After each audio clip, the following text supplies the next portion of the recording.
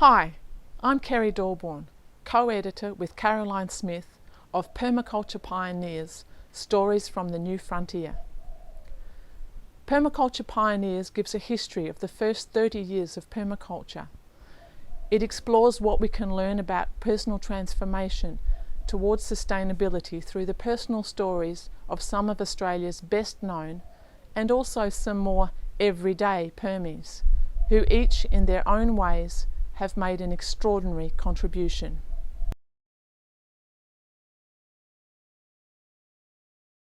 How are you using permaculture now? I'm trying to use it in some of the most difficult situations I think that exist. I'm trying to use it in places that have almost no hope. So I think the most recent example I can give you is Solomon Islands, where I realised people living on sand spits on coral islands are going to be washed away tonight or one night unless something's done. And permaculture doesn't really have the answers for them. But the nature of their lives is such there are so many other complicated factors attached to water and food. The best thing permaculture can do here is give people skills and confidence to demand that their governments or local governments move them out of that zone. But I think I'm really being stretched permaculturally by these sorts of environments that permaculture never even talks about. So I'm just throwing a question in here. So traditionally permaculture avoided political action or political commentary. Do you think it's got more of a political role now? I don't know if it's political, but I think it's more about setting up alternatives. But in situations where people must move because of changing climate, droughts, floods, tsunamis, storm and high tides, then I think it's our responsibility to back people's requests to go to places that are safe and give them skills to live there. That's political, we need to be doing it. What do you think are some of the most important lessons? The important lessons that I've learnt from permaculture, I've learnt that if you apply the design principles as closely as you can, you'll end up with wonderful production and good systems, and that there isn't a whole lot of room to innovate.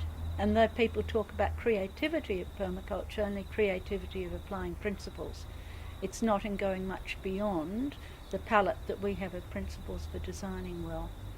I've learnt that permaculture gives you enormous understanding of the natural and built environment as well. In all those things, it has quite profound meaning if you like to follow it as much as you want to. For example, this morning I had a big discussion with someone over entropy, that everything falls apart and rusts. And then that begs the question, how do things come together? How does a garden grow? When we look at permaculture, we can say, well, we've got network science. Now, network science is the newest science, so I've been able to add that into permaculture as a way to show how things grow and get put together after you get disasters or after you get things collapsing. They actually go into a new cycle and repeat it again through networks. And this to me is sort of looking much more deeply and mathematically at the nature of life and gardens and things. And somehow it just puts together a fairly full picture of how we live and what we live. Do you think the social element is a part of it as well? I think the social element of permaculture is good but underdeveloped. There's no real curriculum. There are just statements floated through Mollison and Holmgren's books, but there is no real way of how to live with each other well. And this is a real problem because we're particularly bad at it. I think Europeans in particular don't know how to live with each other that well. Possibly Arabs, but I don't know. So permaculture doesn't hold much there. It does in terms of social systems, banking, markets, clusters, villages, all the sorts of things that are the physical infrastructure of society, but very, very little about how people can manage their relationships with each other, both small and bigger. And there's a feeling here that if everyone did psychoanalysis or psychotherapy or something, it would all be good.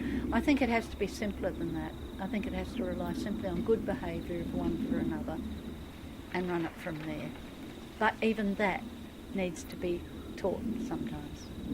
What have you, well, you may have answered this already, what have you seen as some of permaculture's blind spots? Oh, there are a few of these I've found. We really don't know how to feed the mega cities of the world. So think of China building 20 cities of 20 million people every year in the foreseeable future.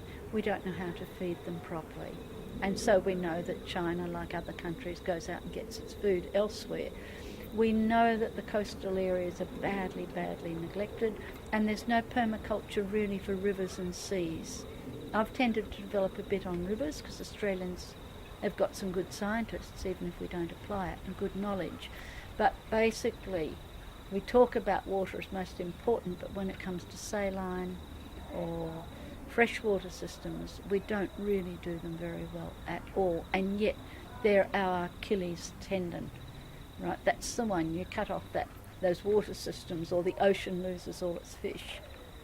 Well, it becomes acidified, and it's going to have mammoth ramifications all the way through climate, weather, geography, livelihoods, the lot.